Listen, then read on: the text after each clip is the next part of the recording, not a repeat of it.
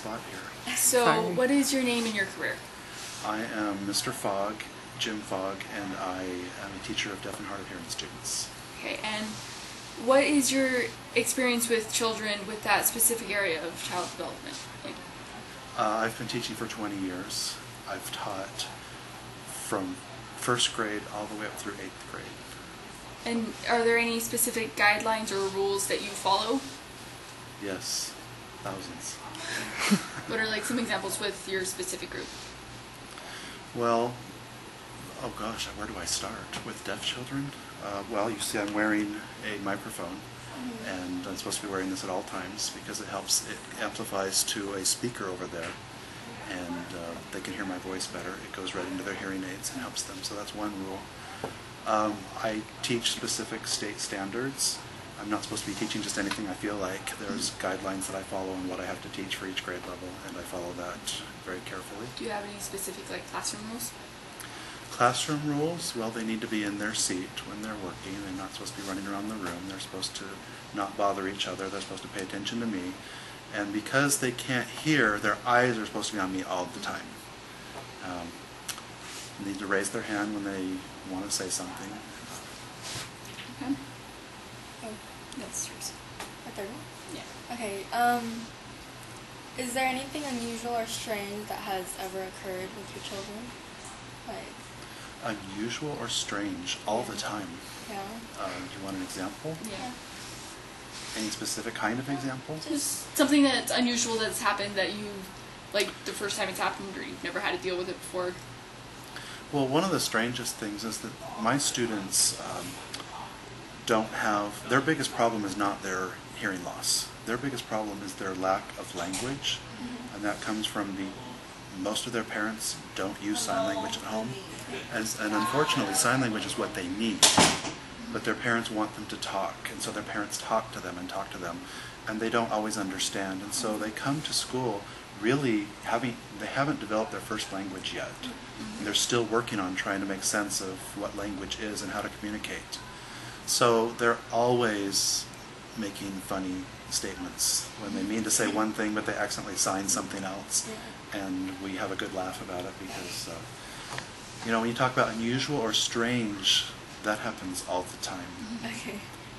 We have to teach them how to say please and thank you, and why do we say please and thank you. And they might actually say thank you when they mean to say please, or they might say you're welcome when they mean to say thank you. And they're just still trying to straighten it all out. Yeah. Is there anything that you would do different? Like, if I could, what would I do different? Yeah. I wish I could. I like what I'm doing. I don't think I would do anything different, but I wish there was a better way to get the parents to understand how important it is to use sign language at home. Yeah. And involve them more? Yeah. Makes sense. Yeah. I've tried for 20 years to get that point across, and the parents just want their children to talk. yeah.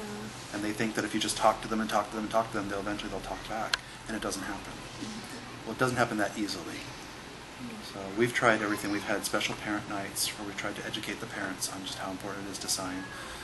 And once a year we have a big annual meeting with all the parents, and I really try to emphasize just how sign language is what's going to save their lives. And they just don't really get the message. So I wish there was a better way to do that. That's good. Okay. Thank you so much. Anything?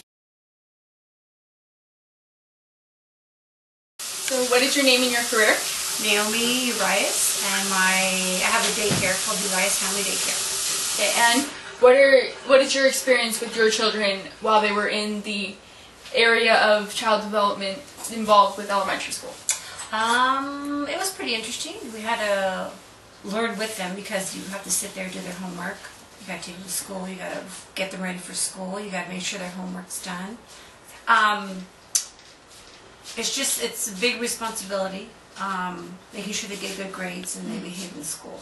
Okay, and are there any specific parental guidelines or rules that they had to follow, or like how you raise your children? Yes, they had to get good grades. They had to be very respectful to their teachers and their elders.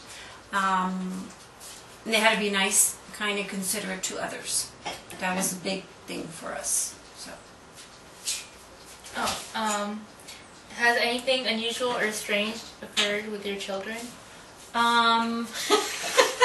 Yes. Well, with the bad grades, I had my oldest son who didn't end up not graduating because he didn't like school. He figured he didn't like school as a junior. So he went to South Hills and he ended up not graduating from there, but he ended up graduating from a continuation school. So that was my worst experience. And is there anything that you would do differently? I would teach my children to be, when they're in high school and middle school, not so much elementary, to be kind and considerate to other kids, because that's when the bullying kicks in and the name calling and the talking behind the back and all that. I would just encourage them more to be considerate of other people's feelings. Not that they were bad, but from what I hear, the kids, the way they are in high school, I would have done that a little. I would have pushed that issue a little bit more. Okay, thank you. That's all.